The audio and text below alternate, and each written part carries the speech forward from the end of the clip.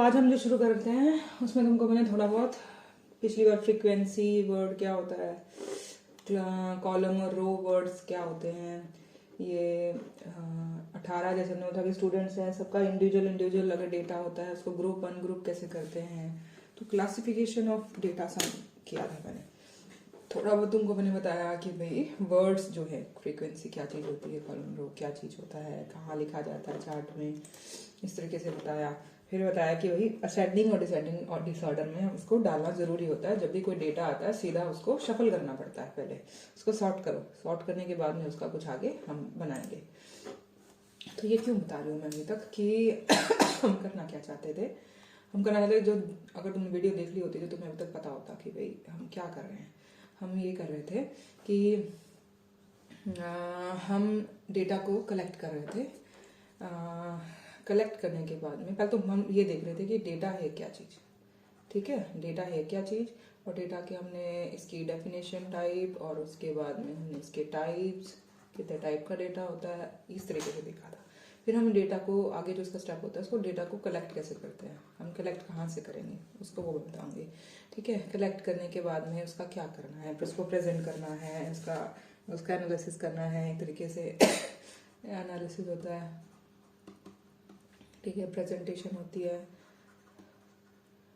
ऐसे करके वर्ड्स होते हैं, ठीक है। इंटरप्रेटेट करना जिसे कहते हैं, इंटरप्रिटेशन,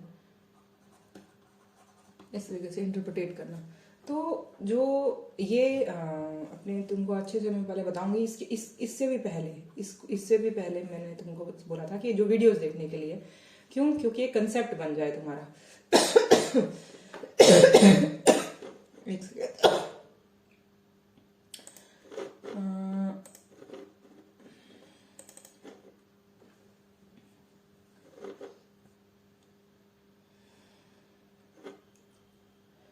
कंसेप्ट क्यों बन जाए, जो कि कंसेप्ट बनने की मैं बात बोल रही हूँ। कंसेप्ट बनने का मतलब ये है कि जैसे कि जो हम प्रैक्टिकली करने वाले हैं, जो हम सीधा उसमें अब इसको भी 3 कैटेगरी से तुमको मैं समझाना शुरू करूंगी कि भाई क्या चीज, जैसे कैटेगरीज में कैसे, जैसे मैंने उनको रिसर्च मेथोडोलॉजी समझाई थी कि भाई कुछ चीजें तो हैं समझने के लिए और कुछ चीजें हैं उस समझ की थ्योरी पेपर अटेम्प्ट करने के लिए, और कुछ चीजें अप्लाई होंगी प्रैक्टिकल, ऐसे करके प्रैक्टिकल यूज हो रही है। तो जो प्रैक्टिकल यूज होने वाला काम होगा स्टेप बाय स्टेप उसके अंदर, और कुछ उस प्रैक्टिकल तक पहुंचने के लिए पहले हमें कुछ पता हो बेसिक्स वर्ड्स, जैसे एबीसीडी पता हो तो एबीसीडी के बाद हम सेंटेंस लिख लेंगे, सेंटेंस के बाद ऐसे लिख लेंगे। तो ऐसे लिखने के लिए हमें पहले एबीसीडी पता होनी चाहिए। तो लेकिन आउटपुट क्या है, हमसे जो एक्सपेक्ट किया जा रहा है वो ऐसे कि हम किसी टॉपिक पे पूरा अपना थॉट लगा के, अपने विचार लगा के उसको ऐसे फॉर्म में लिख दें, लेकिन अभी हमको आती उसकी एबीसीडी भी नहीं है। तो उसको कैसे हम एक एबीसीडी सीख के उसके 2 या 3 उसको जो लेटर्स को वर्ड्स में डाल के, फिर उस वर्ड्स को सेंटेंस में डाल के, फिर उस सेंटेंस का एक पूरा पैराग्राफ बना के, और उसके बाद में वो काम होगा। तो वहां तक पहुंचना है। अभी हमको एक एक वर्ड भी पता नहीं है एक तरीके से। तो कुछ इस तरीके से हो रहा है जो हम अभी स्टैटिस्टिक्स कर रहे हैं। तुम लोगों में से मुझे लगता है कि तुमको 9th-10th में may be, I don't know, जितना मुझे पता है कि तुमने थोड़ी बहुत शायद स्टैट्स पढ़ी है, क्योंकि हमारे टाइम में नहीं होती थी बिल्कुल भी। पता नहीं तुम्हारे टाइम में थी या कि नहीं थी तुम्हारे टाइम में, कोई बताओ मुझे। तुम्हारे जब तुम पढ़ रहे थे तुम्हारे 9th-10th में कुछ स्टैट्स नाम की चीज होती थी?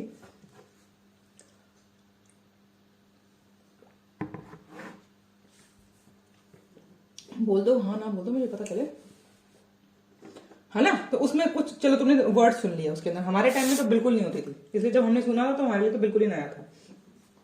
तो अब ये हुआ कि आज हम जो हमने किया था कि भाई जो स्टार्ट किया था ताकि उनको भी डेटा वर्ड सुनने को मिले। अब वो बहुत टाइम हो गया, मतलब एक तरीके से 10 साल हो गए होंगे तुमको 10th करे हुए।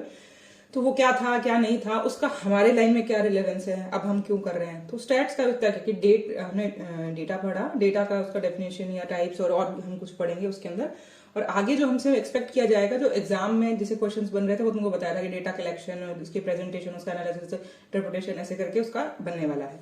तो उसके साथ में मैंने तुमको बोला था कि बेसिक्स इसके स्टार्ट में कि भाई अब इसका डेटा वर्ड है, उसमें स्टैट वर्ड क्या है, स्टैटिस्टिक्स क्या है, ठीक है, फिर बायोस्टैटिस्टिक्स क्या है, ऐसे करके इसके अंदर। तो ये जो वर्ड कहाँ से है, फिर इसका जो ये जो वर्ड है कि स्टैटिस्टिक्स या बायोस्टैटिस्टिक्स, इसको हेल्थ से जोड़ना है कि हेल्थ में, हेल्थ सिस्टम में, और हेल्थ सिस्टम में इसका क्या मतलब क्या कनेक्शन है, और कनेक्शन मतलब कहाँ कैसे यूज हो रहा है। फिर इस हेल्थ कनेक्शन के बाद में अब होम्योपैथी में इसका क्या रोल है या स्कोप है, ऐसे करके।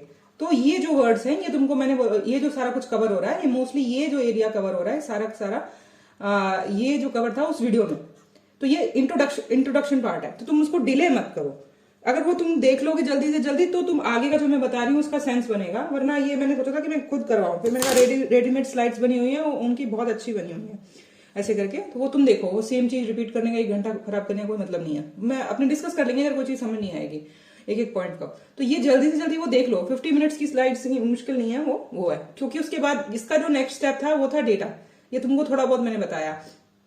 इसका नेक्स्ट स्टेप है एक तरीके से कि डेटा को कैसे कलेक्ट करना है, और उसके बाद जैसे एक तरीके से प्रेजेंट करना है। अलग अलग स्टेप इसके बनते हैं कि हार्ड एंड फास्ट रूल नहीं है कि इसको कैसे भी कर सकते हैं, पर ये है कलेक्शन का और प्रेजेंटेशन का।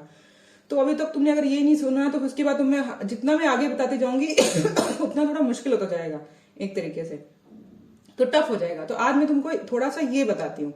एक मैं तुमको ये चीज मैं कलेक्शन वाला भी बताएंगे नेक्स्ट, उसमें करेंगे एनालिसिस करेंगे और सैंपल कैसे करते हैं, हर चीज करेंगे इसके अंदर।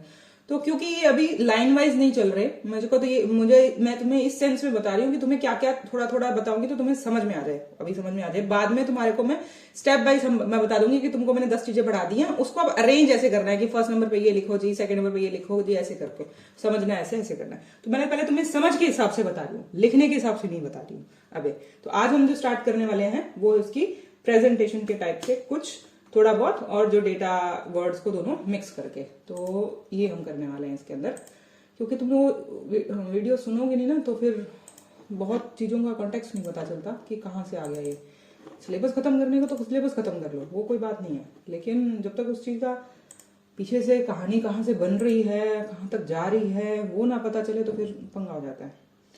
ठीक है, अब जैसे कि तुमको मैंने लास्ट टाइम बताया था, जैसे डेटा का टाइप, ये देख लो उसकी नोट्स वगैरह बुक से सीधा तुम्हें दिखा देती हूँ, तो एटलीस्ट तुम्हें क्लिक कर लेना। क्योंकि ये थोड़ा सा ज़्यादा डेप्थ में है, इतना नहीं, मोटी मोटी चीज़ें तुम्हें बताऊँ एक तरीके से। तो इसलिए तुमको मैं सीधा ही कि भाई स्टैट्स क्या है, स्टैटिस्टिक्स के टाइप, डिस्क्रिप्टिव, इन्फ्रेंशियल, डिस्क्राइब करने वाली, और इन्फ्लुएंस मतलब उसके आगे उसका कोई और सेंस निकालना। डिस्क्राइब करना जैसे हमने उसमें पढ़ा था रिसर्च के अंदर भी कि डिस्क्रिप्टिव रिसर्च हमने पढ़ी थी, तो ऐसे डिस्क्रिप्टिव स्टैट्स है एक तरीके से। डिस्क्रिप्टिव में हमने क्या पढ़ा था उसका कि भाई जो है हम बस उसको डिस्क्राइब करते हैं, उससे आगे उसका कुछ दिमाग नहीं लगाते। इन्फ्रेंशियल में हम उससे आगे उसका कुछ प्रेडिक्शन निकालने की कोशिश करते हैं, उस टाइप का ये वर्ड होता है इसके अंदर। ठीक है, तो वेरिएबल क्या होते हैं, मतलब ये जो वर्ड होते हैं, हर जो चीज होती है रिसर्च के अंदर जिसको मेजर किया जाता है उसे वेरिएबल बोला जाता है एक तरीके से। तो जैसे कि हम यहाँ जैसे होते हैं टेम्परेचर या शेप या कलर, ऐसे करके कोई भी चीज जो होती है इस तरीके से, और जो भी हम नाप रहे हैं उसको एक वेरिएबल बोला जाता है इसको। जैसे कि events that are measured in a research. ठीक है, तो जैसे कि इसको मैं सिंपल लैंग्वेज में बताऊं तुमको कि जैसे कि बोला जाए कि सर्दी पड़ रही है, तो सर्दी पड़ रही है तो सर्दी एक इवेंट है। ठीक है, इवेंट मतलब ऐसा नहीं कि कुछ बहुत बड़ा कुछ इवेंट, मतलब कुछ भी हम केस ले रहे हैं एक तरीके से, केस एक इवेंट हो गया ऐसे करके। तो उसको अगर नॉर्मल बेसिक लैंग्वेज में समझने की कोशिश करो तो एक सर्दी एक इवेंट है जिसके अंदर अगर हम उसका आगे डेटा की तरफ या वेरिएबल की तरफ जाने की कोशिश करेंगे तो हम कहेंगे सर्दी क्या, मतलब उसको पहले तो नापना पड़ेगा। सर्दी ज्यादा है, हम बोल रहे हैं कि स्टेटमेंट ये कि सर्दी ज्यादा है या कम है या सर्दी बहुत है। यार बहुत कैसे, मतलब फिर क्या करेंगे हम, डिफरेंट सिटीज का टेम्परेचर नोट करेंगे कि भाई राजस्थान में इस सिटी में सब जगह स्टेट वाइज इसकी कि भाई इतना टेम्परेचर आ रहा है एक तरीके से। तो प्लेस टू प्लेस अलग अलग जगह जाके, तो वो जो आएगा वो अपने कहते हैं वेरिएबल, जिसको नापा जाएगा एक तरीके से, और जो जो उसका नंबर फॉर्म में आए उसको डेटा भी बोलते हैं एक तरीके से। तो वेरिएबल बोल देते हैं या डेटा बोलते हैं। मोस्टली इसका जो बेसिक बड़ा फॉर्म बोलते हैं वो है वेरिएबल ही बोलते हैं उसको, कि तुमने कितने तरीके, एक टेम्परेचर नोट किया था, एक कुछ और टाइप का कुछ और, तो टाइप्स में डिपेंड करता है, और जो वो नंबर फॉर्म है उसको तो डेटा बोला ही जाएगा। तो अब क्या होगा कि भाई उसके बाद में अब तुमने जो आ गया 5 सिटीज का डेटा, उससे तुमने समझा क्या? जैसे तुमको कल मैंने बताया था परसों कि भी जो डेटा होता है वो खुद अपने आप में उसका पहले तो उसका कोई सेंस निकालना पड़ता है, उसको हम आपस में कनेक्ट करके पहले देख के डेटा क्या है, फिर उसके बाद में उसका कनेक्शन डेवलप करने की कोशिश करते हैं कि ज्यादा है कम है क्या है, फिर उसका कोई इन्फॉर्मेशन का सेंस बनता है, वरना अकेला तो इसका क्या ही सेंस बनता है। तो मैंने 5 सिटीज का अगर टेम्परेचर नोट भी कर लिया तो उसे क्या ही सेंस बनेगा? सेंस बनेगा कि भाई 5 सिटीज में वेरिएशन कितना है, आपस में उसका कोई रिश्ता सा लग रहा है, कोई ज्यादा है कोई कम है, ऐसे करके। दूसरी चीज कि अब अगर मेरे पास पहले का डेटा अवेलेबल है, कल का, परसों का, पिछले साल का, पिछले 10 सालों का, तो उससे का और आज से इस मंथ का कि भाई पिछले साल जनवरी में कितना था या फरवरी में कितना टेम्परेचर था इन सिटीज का जिनमें 5 मैंने नोट किया है। तो इस तरीके से क्या होता है कि हम उसका आगे सेंस निकालते हैं कि यार हाँ पिछले सालों के मुकाबले इस साल बहुत गर्मी मतलब सर्दी पड़ी है, इतना टेम्परेचर इतना फरवरी में होता नहीं है या जनवरी में होता नहीं है। ये तो हुआ सिर्फ उसका डिस्क्रिप्शन तक। नोट करो फैक्ट्स, समझो, पिछले से कंपेयर करें, प्लस ज्यादा या कम समझ में आया। अब क्या किया कि ये तो हुआ यहां तक, तो सिर्फ डिस्क्राइब करना क्योंकि असली जो पता लग रहा था। अब हम कह दें कि कल को, अगले साल, अगले 5 साल के अंदर ऐसा कैसा टेम्परेचर रहने वाला है, तो वो निकलता है उसका इन्फ्रेंस कि भाई आगे से हम क्या निकालने वाले हैं। अब वो सच हो या ना हो, लेकिन पॉसिबिलिटीज बढ़ जाती हैं उसके सच होने की। तो इस तरीके से बोला जाता है कि किस तरीके के वेरिएबल्स हैं और उसका क्या सेंस बनने वाला है एक तरीके से। तो ये 2 टाइप का, सिंपल वेरिएबल या कंपोजिट बोला जाता है, सिंपल हीट वाइट, इसके एग्जांपल्स दे रखे हैं इसके ऐसे ही। तो ये समझने वाला है, क्योंकि ये वेरिएबल्स का जो एग्जांपल्स आएगा इसको भी डेप्थ में मत पढ़ना, आगे आगे जब तक इसका प्रैक्टिकल यूज नहीं करोगे, इसलिए मैं तुमको पहले बता नहीं रही थी, क्योंकि नोट्स में एक साथ दे रखा है तो इसलिए तुमको मैंने यही बता दिया इसके अंदर। तो बॉडी मास इंडेक्स जैसे वर्ड होता है, जैसे कि जो पहले वाला था वो था सिंपल, सीधा हाइट वेट, इसको सिंपल बोलते हैं। और कॉम्प्लेक्स कैसे बोलते हैं अगर कोई वेरिएबल होता है, जैसे कि हमने ये बॉडी मास इंडेक्स होता है। बॉडी मास इंडेक्स क्या होता है कि भाई वेट जो होता है उसका divided by square of height, कि ऊपर लिखो 25 किलो का है और नीचे उसकी हाइट अगर 167 है तो 167 का स्क्वायर करके, तो इसका जो रेशो सा निकलेगा उसे हम बॉडी मास इंडेक्स बोलेंगे एक तरीके से। तो अब ये जो इसका आंसर निकला बॉडी मास इंडेक्स का, ये हो गया मल्टी कंपोनेंट, क्योंकि इसमें दोनों चीजें मिक्स हो गई तरीके से। तो ये हो गया कॉम्प्लेक्स। ऐसे ही क्वालिटेटिव क्वांटिटेटिव, ये जो तुम पढ़ोगे एक बार, क्योंकि ये इसको मैं अभी नहीं समझा रही, बाद में समझाऊंगी, लेकिन हर चीज तुमको ऑलमोस्ट समझी हुई है इसके अंदर से, ज्यादा नहीं आई अगर तुमने 10th 12th में कोई पढ़ा हुआ है तो। डिपेंडेंट इंडिपेंडेंट ये तुमको ऑलरेडी बता रखा है। लेटेंट वेरिएबल क्या होता है, हिडन होता है, मतलब ये सिर्फ नॉलेज के लिए, इतना प्रैक्टिकली यूज नहीं होने वाला, इसलिए तुमको सिर्फ बता दिया मैंने यहाँ पे, ठीक है। बस इतना होता है कि भाई वेरिएबल और एट्रीब्यूट क्या होते हैं। वेरिएबल द क्वांटिटेटिव कैरेक्टर जैसे एज, हाइट और वेट, ये का of an event is called variable, और जो उसका क्वालिटी होती है वो उससे बोलते हैं एट्रीब्यूट। तो सीधी सी बात कि अगर क्वालिटी से रिलेटेड जो चीजें मिल रही हैं उसे हम एट्रीब्यूट बोलेंगे, और जो मात्रा नापने वाली चीजें से मिल रही हैं उसे हम वेरिएबल बोलेंगे। तो है ये दोनों चीजें डेटा, ये भी डेटा है और ये भी डेटा है, इसलिए बोला जाता है, ठीक है। तो डिफ्रेंशिएट कर दिया, वर्ड ही अलग है सेम ही चीज, उसके बोलने की डेफिनेशन अलग है। अब डेटा तुमको बता दी था कि डेटा क्या चीज होती है, ऑब्जर्वेशन होती है। जितनी हमने ऑब्जर्वेशन इकट्ठी करी कि भाई ऑब्जर्वेशन ही थे ना, एज, वेट, हाइट, ऑब्जर्व ही कर रहे हैं, और ये भी उसका जेंडर क्या है, उसका रिलीजन क्या है, ऑब्जर्व ही करके हमने लिख रहा है। किसी भी तरीके से हम उसके ऑब्जर्व करके जो लिख रहे हैं मैटर, ऑब्जर्वेशन को जो डेटा हम बोलते हैं, तरीके से कंपाइल किया जाता है, नंबर फॉर्म में हो या कैसे भी हो उसका कैटेगरी फॉर्म में। फिर जो डेटा है उसको इन्फॉर्मेशन में कन्वर्ट करो, तभी मतलब वो उसका कोई बाद में इंटेलिजेंटली उसका यूज होता है।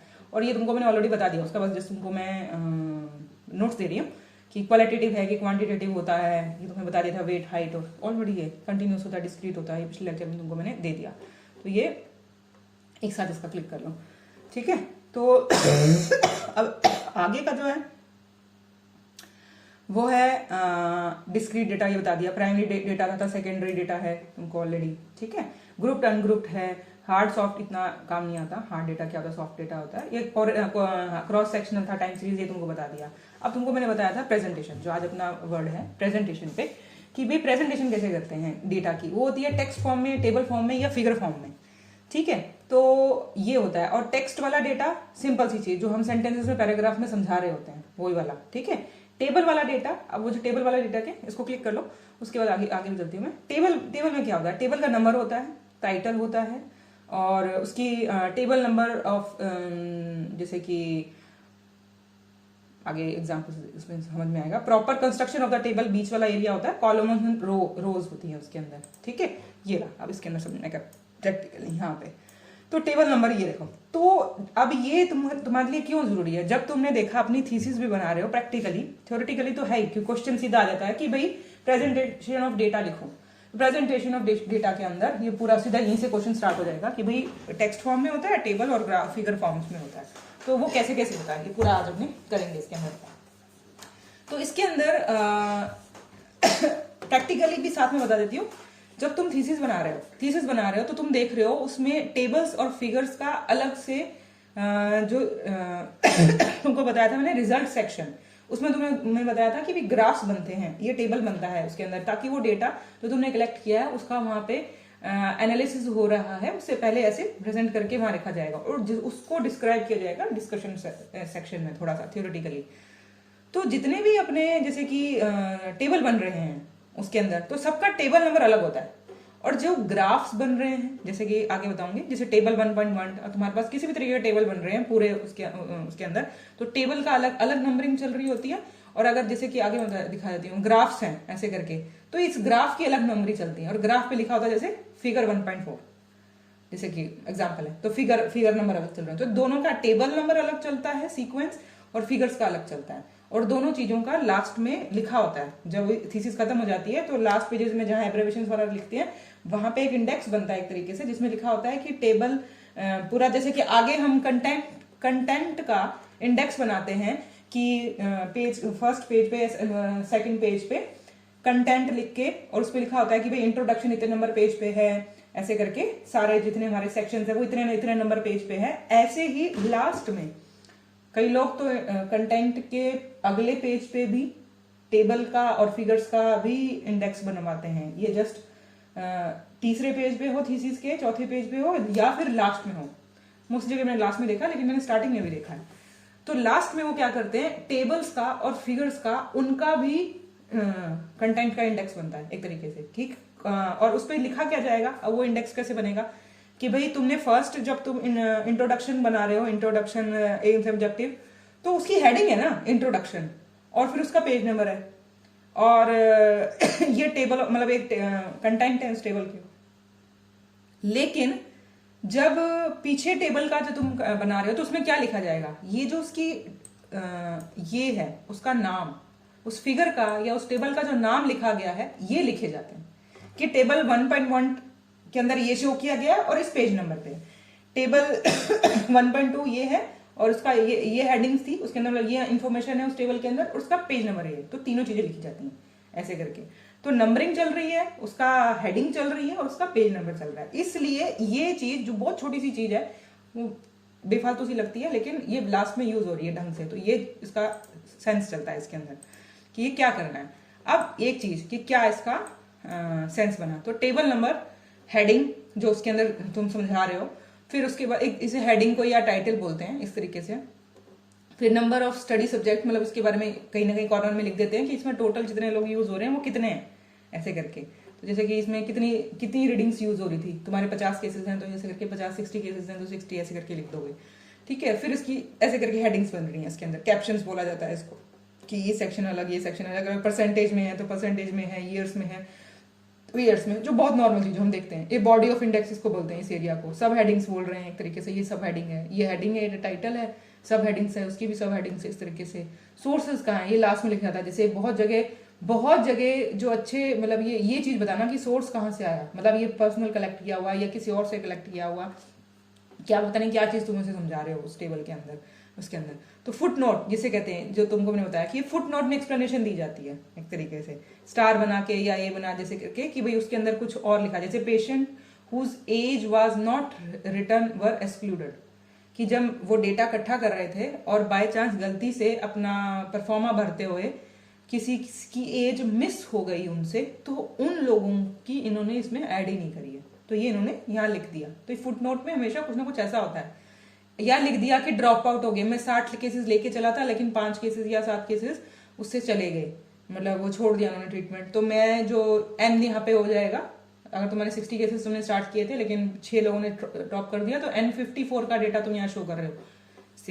60 का भी शो कर सकते हो, लेकिन ये तुम्हारी चॉइस पे है कि तुमने जो रिजल्ट दिखाने थे वो कैसे दिखाने थे। तो एनालिसिस तो एग्जैक्टली कितना यूज हो रहा है ये सब उसमें लिखा जाता है ढंग से इसके अंदर। तो बॉडी ऑफ इंडेक्स ही होगा, और ये होता है STUB वर्ड इसने यूज किया, तो क्या है अब एब्रेवेशन जैसे इसने यहाँ लिख दी,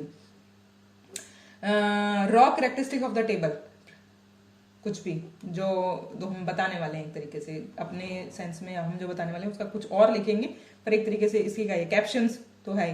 present the column characteristic of the patient, मतलब वो टेबल, ये मतलब यहाँ पे जो कॉलम, ये कॉलम बोला था मैंने तुमको कि ये कॉलम होता है, तो इस कॉलम इस चीज को, और ये रो होती है टेढ़ा हुआ ऐसे, तो ये चीज रो हो गई। तो body part is only a numeric part of the table, जहां जहां नंबर लिखा हुआ है बस उसको हम बॉडी बोलते हैं, जहां ये हेडिंग्स हैं इंग्लिश यूज हो रही है उसको नहीं बोल रहे, तो बस जो नंबर फॉर्म होता है वो उसकी बॉडी होती है। तो मेनली दिस इतना ही है, मतलब इतना सा तुम्हारे को समझने वाला है। अब इसकी थ्योरी और इतना लिखने के लिए तुम ये नोट कर लो कि भाई ये तो तुमने शायद क्लिक कर लिया, तो इसका टेबल नंबर क्या है, टाइटल क्या है, ऐसे करके, तो इतना ही समझने वाला है एक तरीके से, जो प्रैक्टिकली यूज भी होने वाला है। तो this is the page number and everything, different parts of the table बोलते हैं इसको, ठीक है। अब इसमें सिंबल्स कौन कौन से यूज होते हैं, हैश ऐसे करके या 3 डॉट्स ऐसे करके, कि उसमें यूज किया था, इतना डेप्थ में नहीं। टेबल 2 टाइप का, सिंपल और कॉम्प्लेक्स। सिंपल के अंदर क्या है कि 2-3 चीजें मिक्स होती है। सिंपल जैसे कि यहाँ लिखा हुआ है, it only describe one set of characteristic table related to univariant, एक ही वेरिएबल उसमें लगभग होता है, लेकिन जब तक 2-3 चीजें मिक्स होने लग जाएंगी, आगे बताती हूँ उनके एग्जाम्पल्स, तो वो कॉम्प्लेक्स टेबल हो जाते हैं। अपनी जगह मोस्टली सिंपल वाले ही चल रहे होते हैं, जो बताते हैं 2-3 चीजें ज्यादा मिक्स नहीं कर रहे होते उसके अंदर। अब टेबुलर प्रेजेंटेशन जो टेबल है वो जो क्वालिटेटिव है और जो क्वांटिटेटिव है दोनों के लिए अलग होता है, टेबल बनता है। अब ये देखो, ये तो नंबर है, तो अगर यहाँ नंबर लिखने वाले अगर जो हम बता रहे हैं कि भाई उसका रिलीजन क्या था, ठीक है, और उसका जेंडर क्या था, तो उसमें नंबर थोड़ा ना आएंगे एक तरीके से, तो उसका टेबल कैसे बनाओगे? सोचो कि भाई क्वालिटेटिव डेटा और क्वांटिटेटिव डेटा, जिसकी तो क्वांटिटी है, नंबर है, उसमें तो बहुत कुछ होगा, और जो सिर्फ कैटेगरी है एक तरीके से, और सिर्फ उसका वो हम लिख रहे हैं रिलीजन है ऐसे करके, कास्ट है ऐसे करके, तो वो उसका तो नंबर फॉर्म क्या बना रहे हैं हम उसका, तो उसका चार्ट कैसे बनेगा, सॉरी उसका टेबल कैसे बनेगा?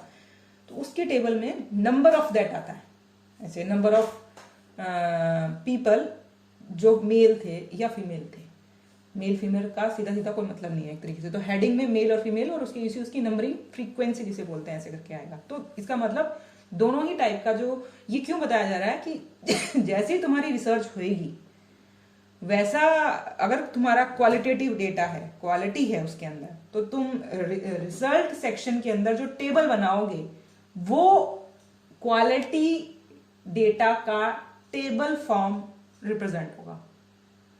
और बच्चे क्या करते हैं कि भाई क्वांटिटी वाला तो है ही, क्वांटिटी वाला है तुम्हारा रिसर्च, तो क्वांटिटी वाले के अंदर जैसा टेबल बनता है उसके नियम लागू होते हैं एक तरीके से। तो ये क्योंकि ये कहीं मेंशन नहीं होता कि जब हम रिजल्ट लिख रहे हैं या कोई थीसिस है, तुम भले तुमने एक ही कैटेगरी की देखी है कि जहाँ पे सिर्फ नंबर ही नंबर थे, जैसे कि तुमने क्लिनिकल स्टडीज ही देखी, कोई ऑब्जर्वेटरी स्टडी नहीं देखी या ऐसा कुछ नहीं देखा, और जहां पे दोनों तरीके का डेटा यूज हो रहा है वहां पे दोनों तरीके के टेबल अलग अलग शो हो रहे हैं। तो देखने के लिए जब तुम थीसिस पढ़ोगे और मैटर पढ़ोगे वहां पे, तो तुम्हें दोनों चीजें वहां आराम से पढ़ने में और समझने में आती है, लेकिन तुम्हें खुद जब बनाते हो कि बनाई जाएंगी तो उसमें कैसा बनना है ये नहीं पता, क्योंकि वहां पे ऐसा नहीं लिखा हुआ क्वालिटेटिव डेटा है तो इसका टेबल ऐसा बन रहा है जी, और क्वांटिटेटिव वहां मेंशन नहीं होता। ना ही अपने उसके अंदर कहीं मेंशन हो रहा है जो हम डेटा के अभी टाइप्स पढ़ के आ रहे हैं कि भाई मैंने प्राइमरी डेटा इकट्ठा किया था जी, ये कहीं लिखा नहीं जा रहा अपनी थीसिस के अंदर, या जी मेरा क्वालिटेटिव है क्वांटिटेटिव है, ये कहीं लिखा नहीं जा रहा। ये ऑलरेडी हमारे सेंस में है कि भाई मेरा प्राइमरी डेटा है और मैंने क्वालिटी उसकी क्वालिटेटिव उसके अंदर डेटा इकट्ठा किया हुआ था, अब क्वालिटेटिव डेटा होगा, मैं टेबल बना रहा हूं। ये ऑलरेडी नोन फैक्ट है एक तरीके से, तो कहीं मेंशन नहीं है, हेडिंग्स में कहीं मेंशन नहीं है इसके अंदर, इसलिए ये मिस आउट फंक्शन है कि भाई जब हम बनाते हैं तो हम बस बना रहे हैं सामने वाले का देख के, क्या अच्छा पहले वाले ने ऐसे बना रखा तो ऐसे बना रखा, ऐसे नहीं बनाना। अगर तुम्हारा डेटा अलग है तो उसका बनाने का तरीका अलग है, ऐसे करके, ठीक है। तो इसमें क्या है क्वालिटेटिव, उसका लास्ट पॉइंट ये देखो, ये रहा कि ओनली डिफरेंट कैटेगरीज शो होती है, characteristics of a variable to be tabulated are mentioned, ऐसे कैरेक्टरिस्टिक होगी, आगे एग्जांपल्स आ जाएंगे उसके, तो उसमें देखेंगे। क्वालिटेटिव में क्वांटिटेटिव में sorry, one has to divide the entire data set into number of groups which is known as class, or each group of class will have a upper limit and a lower limit that is called class limit। जैसे कि यहाँ पे कि भाई 19 से लेकर 19 से लेकर 49 तक है, और 19 इसकी लोअर लिमिट है, 49 इसकी अपर लिमिट है, और जो ये 20 से 24 इसका ग्रुप बनाया गया है इसके अंदर, तो इसको अलग अलग बोलते हैं। तो इसका क्या क्या क्या वर्ड होता है कि पहले तो उसकी क्लास तैयार की जाती है, क्या है उसके अंदर क्लास लिमिट, मतलब अपर लिमिट और लोअर लिमिट कौन कौन सी है वो डिवाइड होगी। फिर क्लास विड्थ, इंटरवल जो विड्थ है इसकी वो है इसकी 20 से 24, मतलब चार की है। फिर 20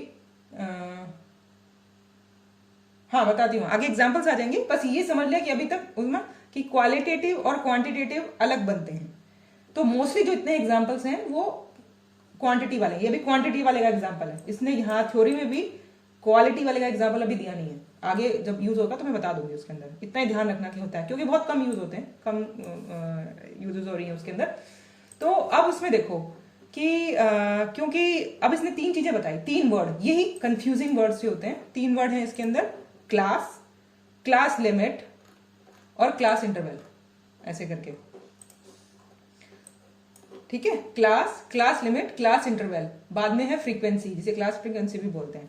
तो क्लास क्या हुई, क्लासेस हैं, एक अपर लिमिट और लोअर लिमिट। क्लास इसकी है अपर लिमिट क्या है 19, सॉरी लोअर लिमिट 19 से 49। अब उसके ग्रुप कैसे किया गया 20 से 24, तो 4 है, तो आगे ही 25 से 34, लेकिन इसके अंदर चेंज हो गई।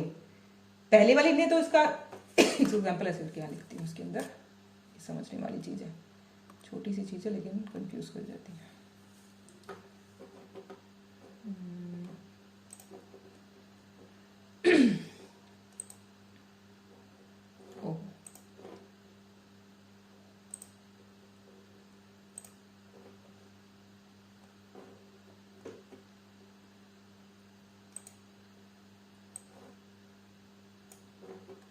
इसके अंदर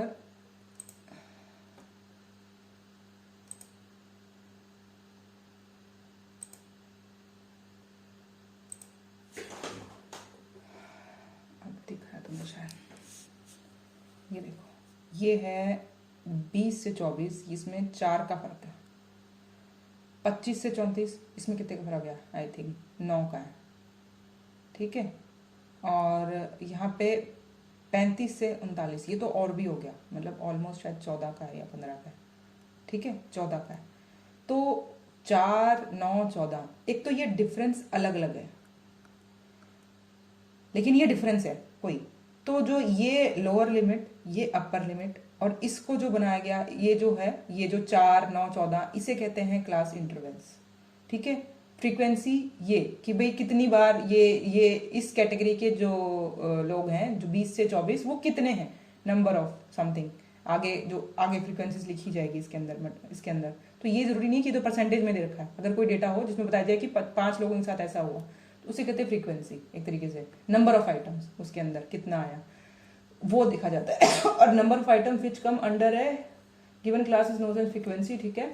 ये हो गए वर्ड्स इसके अंदर, class, class limit, class interval, या क्लास विड्थ भी बोला जाता है। ये क्लास विड्थ ये है जो 4 या 9, 14, और फ्रीक्वेंसी जो हम यहाँ आगे इसके आगे लिखी होगी, जो इसमें अभी परसेंटेज में नहीं है। और दिस टाइप आगे होता है, इसे फ्रीक्वेंसी डिस्ट्रीब्यूशन टेबल बोलते हैं। This type of table is called frequency distribution table. इसका एग्जाम्पल उसमें भी है, मार्जिन में भी है, उसमें भी शायद आगे हो तो आगे और एग्जाम्पल आएंगे। बेसिक बेसिक बेसिक चीजें, इसके मल्टीपल 2-3 बार और अच्छे से पढ़ेंगे तो याद हो जाएगा तुमको। तो बेसिक सी ये चीजें हैं। और उसके अंदर सबसे ज्यादा जो कॉमन मेडिकल बंदे को बोला जाता है या किसी को भी बोला जाता है कि जो ये क्लास इंटरवल है ना, जैसे कि 20 से 24, तो 25 से आगे का भी जो इंटरवल ना फिक्स ही रखा जाता है। मतलब हर किसी को 4-4 में ही डिवाइड किया जाता है।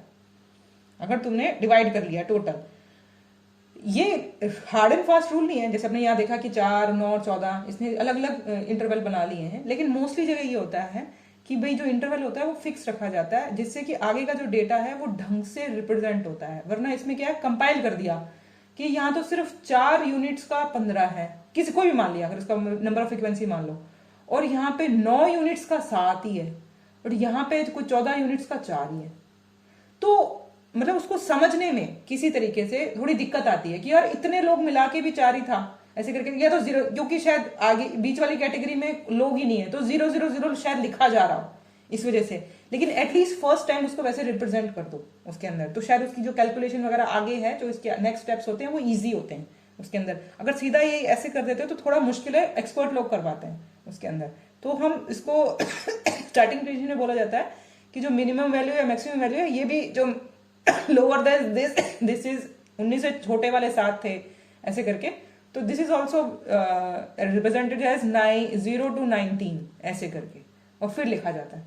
तो लोअर देन दिस लिख देते हैं सिंपल। लेकिन सबसे बेसिक संभालने के लिए कि अगर मैंने इसको फर्स्ट टाइम 19 में इसका मैंने डिवाइड कर दिया है इसका इंटरवल, तो आगे से भी मैं 20 से लेकर इसका 39 तक ही लिखूं अगर 19 में कर रही हूँ। फिर इसका मैं 40 से लेकर 59 तक ही लिखूं। This is very easy. मतलब आगे जो कैलकुलेशन इससे होएगी वो थोड़ी इजी होती है उसके अंदर, वरना करने को तो ये टेबल बना ही है उसके अंदर, तो आगे के अपने लिए आसान रहता है। तो this is only the basic thing कि इसके पार्ट्स और 2 टाइप का जो डेटा होता है वो जो बन रहा होता है तो कैसे बन रहा होता है। तो दिस इज ऑल। ये आगे क्लोज एंडेड होता है, ओपन एंडेड होते हैं, ये होता है मैग्नीट्यूड होता है। दिस इज वेरी आगे के लेवल के लोग हैं, तुमको बस इतना ही पढ़ना है इसके अंदर। तुमको मैंने एग्जांपल दे दिया, अगर इसमें से कुछ ढंग से आगे पढ़ना हो तो इसमें बेटर पढ़ लेना, वरना दिस इज सफिशिएंट उसके अंदर। ठीक है, अरे स्टॉप हो गया, ओके एक सेकेंड। तो बेसिक लेवल का मतलब इतना उसमें समझने वाली चीज है, इससे ज्यादा डेप्थ में नहीं समझना। बस तुमको है कि भाई प्रेजेंट करते थे टेबल के फॉर्म में, और टेबल की कुछ हेडिंग्स वगैरह होती हैं, एसेंशियल चीजें होती हैं, और उसके बाद में जैसा सा डेटा का टाइप होता है उसको उस टाइप के अकॉर्डिंग बनाया जाता है उसके अंदर, और उसमें बेसिक सी चीजें उसको बनाने के लिए क्या क्या चाहिए होती हैं। This is very very basic, इससे ज्यादा इतनी डेप्थ में जाने की जरूरत नहीं है। दिस इज सफिशिएंट ऐसे करके। ठीक है, तो अब है समझने की हाँ कुछ चीजें, जैसे कि जो वर्ड्स आगे यूज होने वाले हैं कि क्लास लिमिट क्या चीज होती है, इंक्लूसिव टाइप और एक्सक्लूसिव टाइप। जैसे कि यहाँ देख लें, यहाँ पे इंक्लूसिव टाइप मतलब कि जैसे कि ये 21 से 30 है, फिर 31 से 40 है, फिर 41 से 50 है, और फिर 51 से 60 है। तो इसका मतलब कि जो बोला जाएगा कि 30.99 तक अगर कोई चीज आ रही है तो इसमें लिखी जाएगी। मतलब अगर कोई डेटा आ गया इसके सामने 30.9, तो कहां लिखा जाएगा, यहां पे इसके अंदर। ठीक है, तो दिस इज ऑल्सो मैं इजी बना दूं तुमको।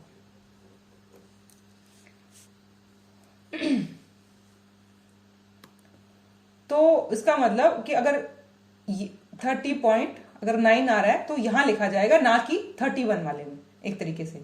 लेकिन यहां देखो नीचे वाले, इसे बोलते हैं इंक्लूसिव। इसी के अंदर जहां तक मेंशन किया हुआ है उसी के अंदर वो चीज लिखी जा रही है, नेक्स्ट स्टेप से नई लाइन आ रही है। लेकिन यहां देखो 20 से 30, और आगे भी उसने 30 दोबारा लिख दिया, तो यहां पे क्या लिखोगे इसके अंदर, तो यहां लिखा जाता है here is the जो होता है here is the figure 30 comes in first as well as the second interval but 30 will be counted in second class intervals। और जैसे कि 20 से 30 और 20 से 20, जिसे बोला जाएगा कि 29.9 तक यहां लिखा जाता है, बट नॉट 30 इंक्लूडेड, क्योंकि जैसे ही 30 होगा तो यहां से लिखा जाएगा 30। तो जो 29.9 है ये यहां तक लिखा जाएगा। जैसे वो फिगर 30 में कन्वर्ट हो गया तो नीचे लिखा जाएगा। ये वाले 30 का कोई मतलब नहीं रहेगा। ये वाले 30 का मतलब ये है कि 29.9।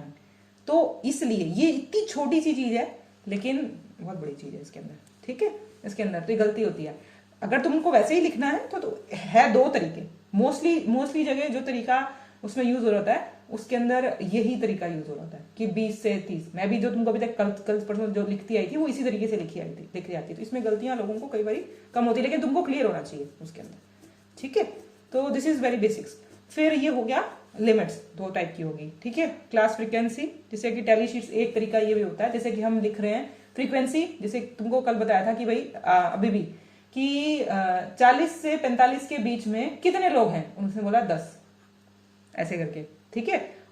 कल मैंने जो एग्जांपल लिया था अपना कि कितने मार्क्स हैं भाई 70 और 80 के बीच में कितने लोगों का था, इस तरीके से। तो 70 से 80 8 लोग थे या 9 लोग थे, ठीक है। तो दिस इज कॉल्ड फ्रीक्वेंसी।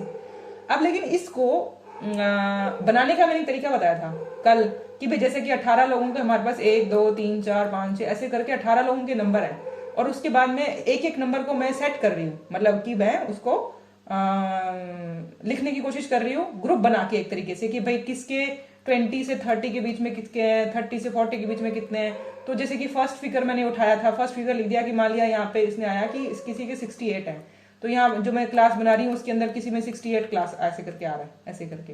तो दिस इज वेरी, मतलब उसके अंदर लिखते जा रही हूँ। फिर अगला आया 72, तो आगे वाली क्लास में 72 लिख दिया। किसी के आए उसके बिलो 30 या 25 तो 25 लिख दिया। तो दिस इज कि ये सारे सेक्शन से मैंने 18 नंबर ऐसे ऐसे अलग अलग करके लिखे थे। तो ये एक फॉर्म था। क्यों? क्योंकि अब इसको मैं असेंडिंग या डिसेंडिंग ऑर्डर में लिख दूंगी लास्ट में कि 18 पॉइंट्स ऐसे लिखने के बाद अब 25 से स्टार्ट करूंगी, तो इस 25 को लिखूंगी। 25 के बाद में अगर देखूंगी कि 30 से 35 के बीच में कुछ था तो ऐसे करके लिखूंगी। तो ऐसे करके असेंडिंग और डिसेंडिंग ऑर्डर में जैसे भी मैं लिखना चाहती हूँ ऐसे लिख दूंगी। उसके बाद में उसके बाद में मैंने उसकी फ्रीक्वेंसी काउंट कर ली कि भाई 25 एक ही जने का 25 था कि 2 जने का 25 था, या किसी का 78 या 68 है, 78 2 लोगों का है तो इसका मतलब 78 की 2 है, ऐसे करके फ्रीक्वेंसी। तो this is very basic style, किस तरीके से उसकी अरेंजमेंट करके उसकी फ्रीक्वेंसी निकाल के लिखा जाता है। अब ये तरीका एक और भी है, जैसे कि लिखना डायरेक्ट मैंने नंबर लिख दिए। एक तरीका और है जैसे टैली करना कहते हैं कि भाई 40 से 45 के बीच में अगर कुछ एक जने का आया था तो 1 लिख दिया, 2 लिख दिया, 3 लिख दिया, तो ऐसे करके उन्होंने लिख दिया। 4 नंबर के बाद में ये बीच में काट देते हैं। This is very old form of, तुमने वो कौन सी, वो हमको भी एग्जांपल यही देते हैं मूवीज के अंदर, जब हीरो जेल में चला जाता है और दिन काट रहा होता है तो फिर बाद में वो क्या करता है, दीवारों पे लकीरें मार मार के दिन गिरता है। और दिन कैसे गिनता है कि 4 लकीरें लगाओ, 4 दिन निकल गए और 5वां दिन उसको काट दो, तो इसका मतलब 4 दिन निकल गए उसके अंदर, ठीक है। तो this is very basic form of counting days, ऐसे करके तो ऐसे लिखा जाता है। ओके, एक सेकंड, किसका मैसेज आया देखो।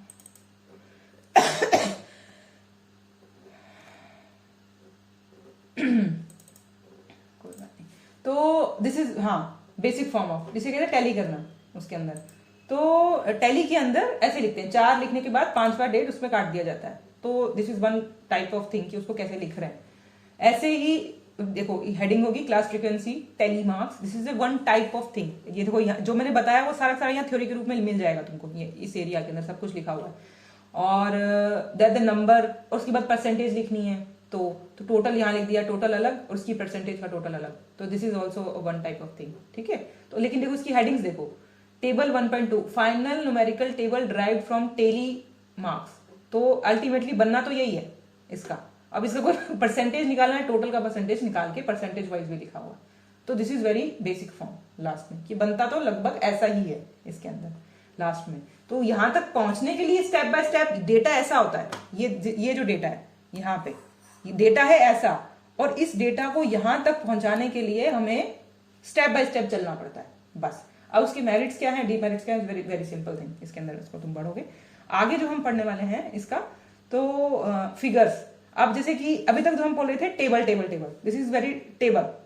अब आगे जो हम पढ़ने वाले हैं उसके अंदर जो ग्राफ्स भी होते हैं, फोटोज भी होती हैं, डायग्राम्स भी होते हैं, ड्राइंग्स या फिगर्स, इन सबको ऑलमोस्ट फिगर ही लिखा जाता है। जैसे मैंने बताया कि यहाँ पे इसकी हेडिंग में टेबल लिखा जाता है, तो तुम आगे ग्राफ भी बना रहे हो तो ग्राफ की भी जो हेडिंग होती है ना उसके आगे फिगर ही लिखा होता है ऐसे करके।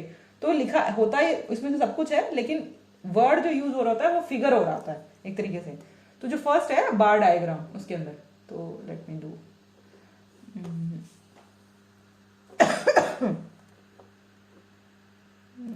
ओके। हाँ, तो इसका क्लिक कर लो। हाँ, तो जैसे कि इसका एग्जांपल है, जैसे कि यहाँ लिखो, देखो फिगर 1.4, ये भी फिगर 1.1, ये भी फिगर, तो दिस इज सबको ये फिगर बोलते हैं ऐसे करके। बनाया उसमें कुछ भी है, आगे का टेबल नहीं है तो फिगर है, और फिगर के अंदर बन भले कुछ भी रहा हो उसके अंदर। तो मैप भी होता है, जैसे कि ये पाई डायग्राम है, ठीक है, ऐसे आगे इसका ये मैप्स भी हैं, तो लेकिन लिखे नीचे लिखा क्या है, फिगर, मैप नहीं लिखा, उसका नाम भले मैप हो। तो दिस इज वेरी मतलब बेसिक्स थिंग, लेकिन बहुत गलती करते हैं कोई बच्चे। तो कहते कि मैप कौन सा था, तो भाई किस में लिखा होगा, ऐसे करके नहीं बताता हूँ। तो ये क्लिक है कि भाई फर्स्ट जो अपने शुरू कर रहे हैं इसके अंदर वो है डायग्राम्स फॉर क्वालिटेटिव डेटा। अब यहाँ पे भी क्वालिटेटिव और क्वांटिटेटिव के अलग अलग रिप्रेजेंटेशन है। तो this is also very thing, basic thing, कि भाई यहाँ डेटा की टेबल बनाने में भी अलग चीजें होगी, डायग्राम करने में भी अलग चीजें हो रही है। तो जो क्वालिटी है इसका, तो उसमें बार डायग्राम बनता है। क्वालिटी का मतलब तुम ये समझ लो कि जैसे कि रिलीजन की बात कर रहे थे, हिंदू, मुस्लिम, क्रिश्चियन, तो ये कैटेगरी जो होती है जिसको हम बोलते हैं, ये नीचे लिखते हैं, इस साइड इसका लिखा जाता है फ्रीक्वेंसी। अब देखो यहाँ 58, 68 तुमको बताया मैंने कि भाई इसके ऊपर जो लिखा जाएगा जैसे कि फ्रीक्वेंसी होती है। अब फ्रीक्वेंसी जैसे यहाँ लिख दी, तो this is Y axis, this is X axis, और इसके ऊपर एक्स एक्सिस के ऊपर मोस्टली जगह जो लिखा जाता है जिसका नाम लिखा जाना हो, इंग्लिश एक तरीके से जो वर्ड यूज हो रहा है मोस्टली जगह, जो कैटेगरी का नाम है वो यहां लिखा जाता है एक्स पे, और जो नंबर होगा उसका स्केलिंग वो वाई पे लिखा जा रहा होगा इस तरीके से। तो this is very basic thing ऐसे करके। तो इसकी जो तुम थ्योरी भी पढ़ोगे उसमें इतना ही तुमको बेसिक मिलेगा।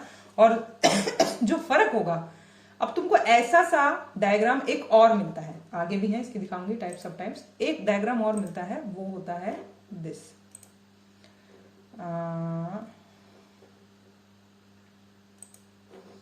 एक सेकेंड को, एक डायग्राम ताकि तुमको डिफरेंस पता चले। ये वाला, ये देखो, ये भी बिल्डिंग्स हैं और वो भी बिल्डिंग्स ही हैं, लेकिन इसको बोला जाता है हिस्टोग्राम, ठीक है। हिस्टोग्राम में और उसमें क्या ये बेसिक फर्क होता है कि इसमें आपस में ये बिल्डिंग्स चिपकी हुई हैं जो टावर्स हैं, और इसके बीच में कोई स्पेस नहीं है, और ये कंटिन्यूस डेटा होता है। कंटिन्यूस डेटा मतलब तुमको मैंने बताया था कि भाई डिस्क्रीट डेटा कि भाई जो लगातार चलने वाला है, पॉइंट्स में भी चलने वाला होता है, और जस्ट जैसे कि वो डेटा जो होता है। तो अब इसमें क्या है, एक से दो, अगर एक जो है उसका साथ में दो ही है, तीन है, तो ये यहाँ पे भी नंबर, इस एरिया में भी नंबर लिखे जा रहे हैं और इधर भी नंबर लिखे जा रहे हैं, लेकिन वहां पे क्या हो रहा है वहां पे एक साइड ये कैटेगरीज लिखी जा रही है और एक साइड नंबर लिखे जा रहे हैं। क्योंकि कैटेगरीज लिखी जा रही है तो उनको आपस में चिपकाने की जरूरत नहीं है।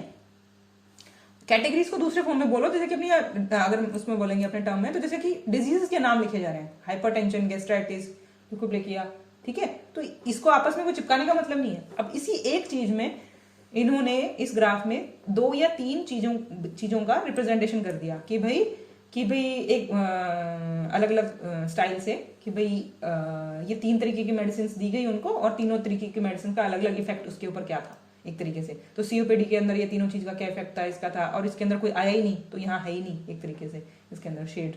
तो दिस इज वेरी बेसिक, सबसे इजी तरीके से ये समझ में आने वाली होती है। तो जो कैटेगरीज होती है उसको ऐसे रिप्रेजेंट करते हैं, और माइनस में भी होती है, तो ये माइनस वाली इस तरीके से माइनस में चली जाती है एक्स से। और यहाँ पे इसकी थोड़ी जो पढ़ लोगे ऑलरेडी, जो तुमको बताइए बेसिक थ्योरी, इसी को एक्सप्लेन किया हुआ है। अब जैसे कि इसमें क्या होता है कि यहाँ तो तुमने चार चीजें अलग अलग करके अलग कैटेगरीज का बता दिया, अब अलग अलग नंबर बता दिए। तो अब इसमें क्या है कि इसमें दो चीजें थी, इसमें इन्होंने अलग अलग उससे भी ज्यादा इंफॉर्मेशन देने की कोशिश कर दी। मतलब इसके अंदर तुमने और अर्बन और रूरल के साथ में प्राइमरी, सेकेंडरी और हायर सेकेंडरी जो स्कूल्स हैं उसका भी रिप्रेजेंटेशन दे दिया। मतलब यहाँ पे तो तुमने एक रिलीजन वर्सेस उसका नंबर, यहाँ पे एक समझ लो टाइप ऑफ प्लेस, अर्बन या रूरल, उसका नंबर, लेकिन उसके अंदर भी हर एक कैटेगरी का अलग अलग नंबर। तो ग्राफ ने एक से ज्यादा इंफॉर्मेशन दे दी कि अर्बन के अंदर भी कितना प्राइमरी, कितना सेकेंडरी, कितना। तो दिस इज वेरी, उससे भी कॉम्प्लेक्स हो गया, लेकिन ज्यादा इंफॉर्मेशन देने वाला ग्राफ हो गया एक तरीके से। तो this is double bar graph बोला जाता है, उससे कंपोनेंट बार ग्राफ, कंपोनेंट बोला जाता है, सॉरी कंपोनेंट बार ग्राफ, ये बार डायग्राम बोला जाता है, जिसके ऊपर एक से ज्यादा कंपोनेंट्स डाल दिए जाते हैं, उसके अंदर ज्यादा इंफॉर्मेशन इसमें डल गई। अब इस चीज को, इसको परसेंटेज फॉर्म में भी शायद कन्वर्ट करते हैं, ये परसेंटेज फॉर्म का इसके अंदर सेम चीज है इसके अंदर, ठीक है इसके। और उसके बाद में है या प्रोपोर्शनल बोलो, जिसको परसेंटेज बोल दो, प्रोपोर्शनल बोल दो। दिस इज ऑल्सो नेक्स्ट कि भाई अब इसे, अब ये चीज ऐसे भी बनी है सारी स्टेट, और उसको लिटा भी दो बोले ऐसे। मतलब इतना है कि अगर इसके बीच में स्पेस है तो ये बार डायग्राम होगा, लेकिन अगर ये सारा ऐसा ही कंटिन्यूस होता, आपस में सब चिपके होते, तो वो हिस्टोग्राम होता। अब हिस्टोग्राम भी लिटाओ या सीधा करो, फर्क यहीं से पता चल जाता है दोनों के अंदर, वरना फर्क नहीं पता चलेगा, ठीक है। तो मोस्टली चीजें जो स्पेस वाली होती हैं वो सारी की सारी बार है उसके अंदर। तो व्हेन टू डू हिस्टोग्राम, ये आ गया। अब क्या करना है, हॉरिजॉन्टल, सॉरी हिस्टोग्राम बोल रही हो, व्हेन टू डू हॉरिजॉन्टल, ऐसा कब करना है, जब अपना सारा का सारा ऐसे वर्टिकल से ही इतना बढ़िया समझ में आ रहा है, तो लिटाना कब है, जरूरत क्या कब पड़ रही है इस तरीके से, जब ये जो नंबर है ना, ये जो अपने कैटेगरीज दिख रहे हैं, ये बहुत सारी हो जाए। जैसे कि यहाँ पे कितनी थी, 1 2 3 4 है ना, 4 5 5 या 2 ऐसे करके, तो ये चल रहा था, this is looks very simple. लेकिन यहाँ पे भीड़ लग जाए और तुम जो इंग्लिश में नाम भी लिखने लगोगे तो स्पेलिंग आपस में क्लैश होने लग जाएंगे, भिड़ने लग जाएंगे एक तरीके से, तो इतना स्पेस नहीं बचेगा। और यहाँ 4 के बजाय तुम 5 या 6 लिखने लगो, और यहाँ से लेकर यहाँ तक तुमको जनवरी से दिसंबर तक लिखना पड़े, तो कितना छोटा लिखना पड़ेगा। लेकिन यहाँ पे ऑप्शन मिल जाता है तुमको, इस तरीके से सारी स्पेलिंग्स भी लिखी गई और वो ढंग से आपस में मर्ज भी नहीं हुई, तो यहाँ पे नंबर लिख दिया गया, तब उसको लटा दो एक तरीके से।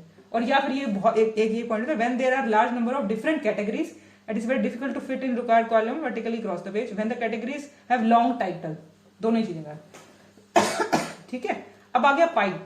पाई वाला तुमको पता ही है, 360, मतलब ये जो डायग्राम हमने देखते हैं, इसको डिवाइड करते हैं। इसका फॉर्मूला क्या होता है कि भाई जितनी है क्लास फ्रीक्वेंसी है upon total number of observation into 360, मतलब टोटल नंबर ऑफ, मतलब मान लिया कि 100 थी, उसको क्योंकि परसेंटेज में निकालना है, तो मतलब ये n कितना था उसका, टोटल नंबर ऑफ ऑब्जर्वेशन हमारे पास है 60, हम 60 पेशेंट्स देख रहे हैं, उसकी क्लास फ्रीक्वेंसी मतलब उस क्या रिप्रेजेंट करने की कोशिश कर रहे हैं, मतलब हम ठीक हुए नहीं ठीक हुए, या मतलब उसमें कितने माइल्ड रिकवर थे, मॉडरेट रिकवर थे, कुछ भी थे। तो इस तरीके से जो हम उस कैटेगरी में डाल रहे हैं, उस माइल्ड कैटेगरी वाले मेरे पास 25 लोग थे, तो 25/60 इंटू 360 ऐसे करके, तो दिस लिखा हुआ डिटेल के अंदर यहाँ पे। और इसको परसेंटेज फॉर्म में स्टार्ट किया जाता है, रिप्रेजेंट किया जाता है, और अलग अलग का अलग अलग शेड दिया जाता है। एक जो इसमें बेसिक बात कई लोग मानते हैं 12 क्लॉक रूल वाला, कि जो स्टार्ट किया जाए वो उससे स्टार्ट किया जाए सीधा, मतलब जैसे कि इसने क्या किया कि थोड़ा सा टेढ़ा स्टार्ट किया है। तो जो लोग ज्यादातर जो बिलीव करते हैं वो ये करते हैं कि जब तुम स्टार्ट करो ना, तो सेंटर से स्टार्ट करो, उसके बाद यहाँ एक और सबसे बड़ा पोर्शन पहले दो, उसके बाद उसे छोटा पोर्शन दो, उसे छोटा पोर्शन दो, उसे छोटा पोर्शन दो, ऐसे करके। तो ये थोड़ा सा टिल्ट है, वरना इसको सेंटर से शुरू करते हैं, मतलब इसको ऐसे करते हैं, ऐसे करके ऐसे ग्राफ बने और बिल्कुल सेंटर से शुरू हो, और उसके बाद में सबसे बड़ा पोर्शन जो परसेंटेज का है वो लिखा जाए, उसके बाद उससे छोटा लिखा जाए, उसके बाद उससे छोटा जाए, और उसके बाद जो सब सेक्शन लिखे जाए। तो तुम जितने ग्राफ देखोगे वैसे रिप्रेजेंटेड होंगे ऐसे मोस्टली। अगर तुम इसको थोड़ा सा टिल्ट भी करते हो तो this is not wrong, preferably that is advice किया जाता है। इसी का ही जो नेक्स्ट फॉर्म है वो है दिस डोनट वाले का, कि इसी चीज का जो पाई वाले का सेम रिप्रेजेंटेशन, मतलब बनाने का तरीका वही है, बस उसका सेंटर होल्ड कर दिया जाता है, क्योंकि इसके अंदर ये और इन्फॉर्मेशन जोड़ रहे हैं। जैसे बार डायग्राम के अंदर इन्फॉर्मेशन जोड़ रहे थे, ऐसे इसी के अंदर ये और इन्फॉर्मेशन जोड़ रहे हैं। इन्फॉर्मेशन कैसे जोड़ रहे हैं, अब इसके अंदर एक तो बाहर से इन्होंने डिवाइड कर दिया, यहाँ से लेकर यहाँ तक इन्होंने, ये रहा ए वाला यहाँ से लेकर यहाँ तक है, लेकिन ए के अंदर भी मैं A1 A2 A3 A4 डाल रहा हूँ। तो सब कैटेगरीज इन्होंने बाहर रखी हुई हैं, मेन कैटेगरी इसने अंदर रखी हुई है, और A1 कितना है, A2 कितना है, A3 है, ये सब लिख दिया इसने यहाँ पे। तो A1 अगर 50%, A अगर हमारा 50% कवर कर रहा है तो ये सीख गया A। ऐसे इसने B की फिर 2 सब कैटेगरीज, तो C की 3 कैटेगरीज, तो ये उसका कॉम्प्लेक्स फॉर्म है, उससे ज्यादा इंफॉर्मेशन इसमें दिखती है।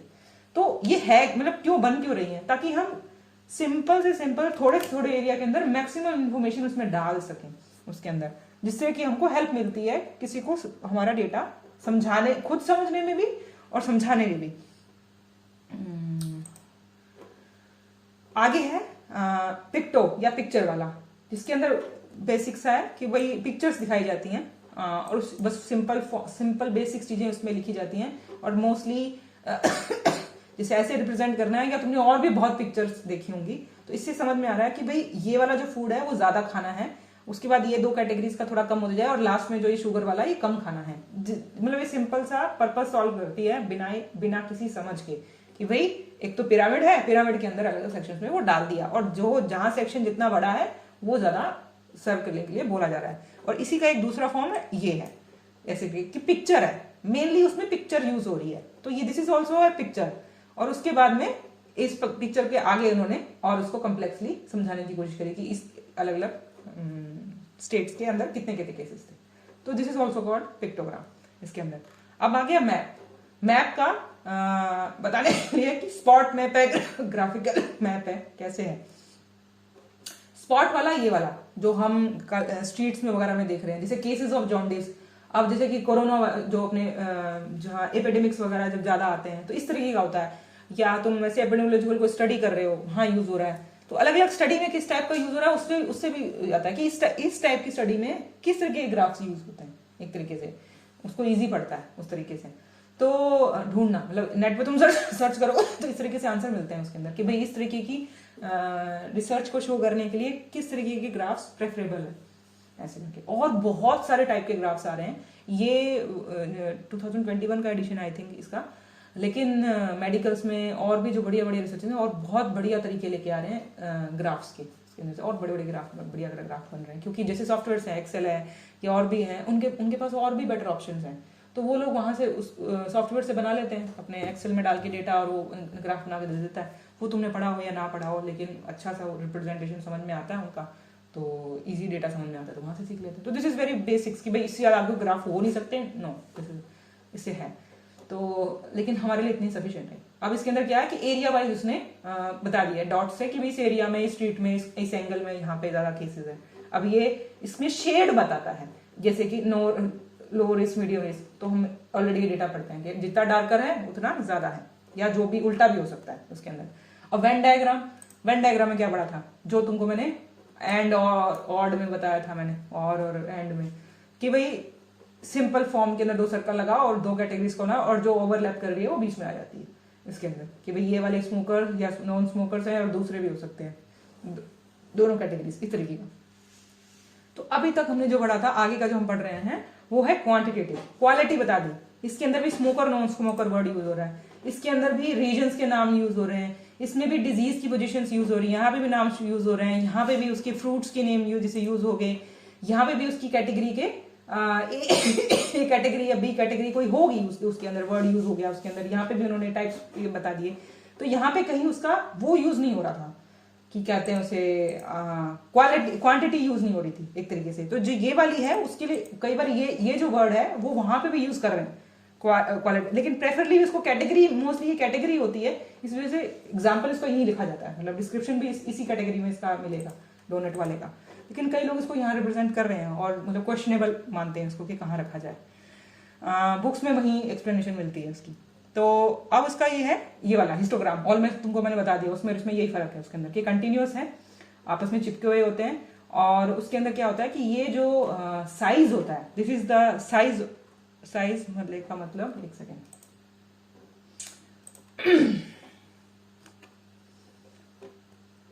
ये खत्म कर देते हैं, थोड़ा सा इतना ही है। दिस ये वाला साइज जो है, ये जो साइज होता है इसका, ये वाली चीज जो होती है वो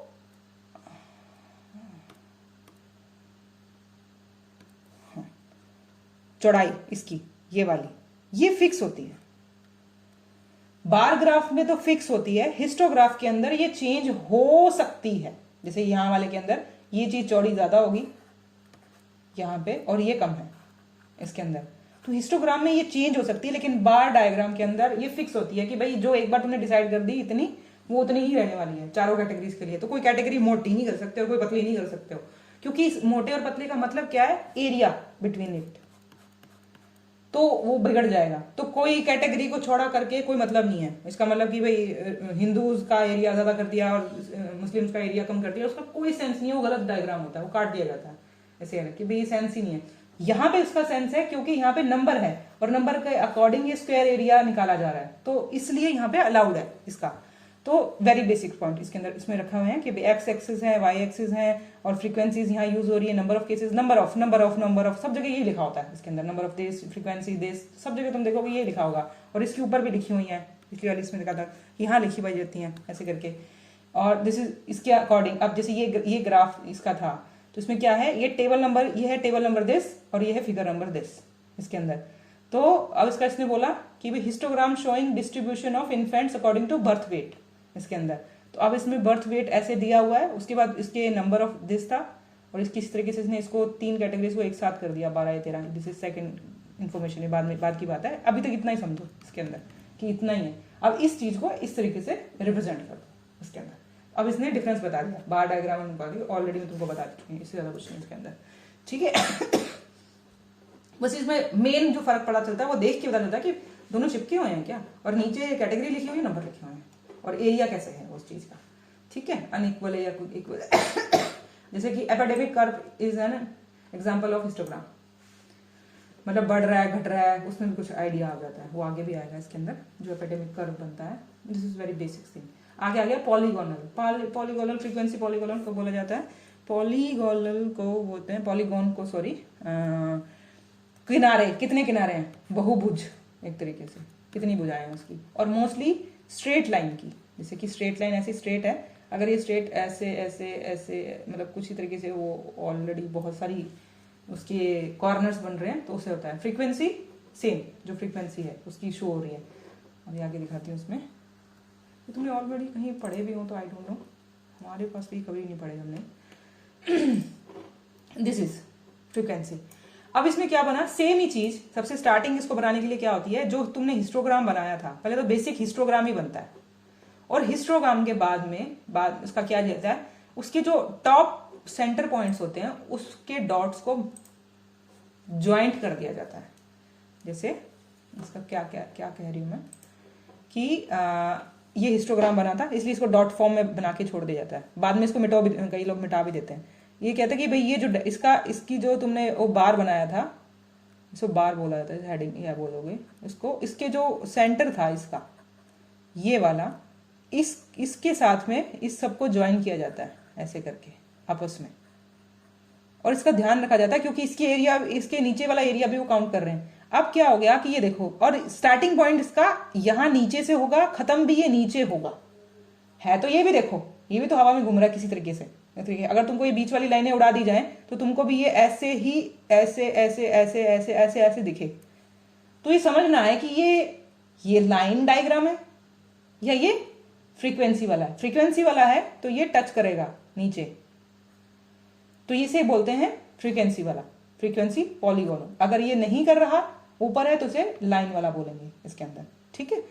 तो अब ये क्या होगा कि इसके अंदर, अब ये देखो, इसने स्टार्ट तो यहां से किया, नंबर ऑफ तो हमारे 45 से 50 थे, लेकिन इसने स्टार्ट क्योंकि ये नीचे से हुआ है यहाँ पे, तो यहाँ जो एरिया जितना एक्स्ट्रा ले लिया गया वहां से उतना एरिया एक्स्ट्रा यहाँ से माइनस हो गया, यहाँ पे जितना एक्स्ट्रा ले लिया गया वहां से उतना एक्स्ट्रा माइनस हो गया। तो दिस इज ऑलमोस्ट 100% एक्यूरेट नहीं होता, ऑलमोस्ट एक्यूरेट होता है। इसके नीचे का एरिया ऑलमोस्ट प्लस माइनस करते करते पूरा आ जाता है इस तरीके से, तो आगे इसका कैलकुलेशन सही होता है, मतलब रिप्रेजेंटेशन इसका सही होता है।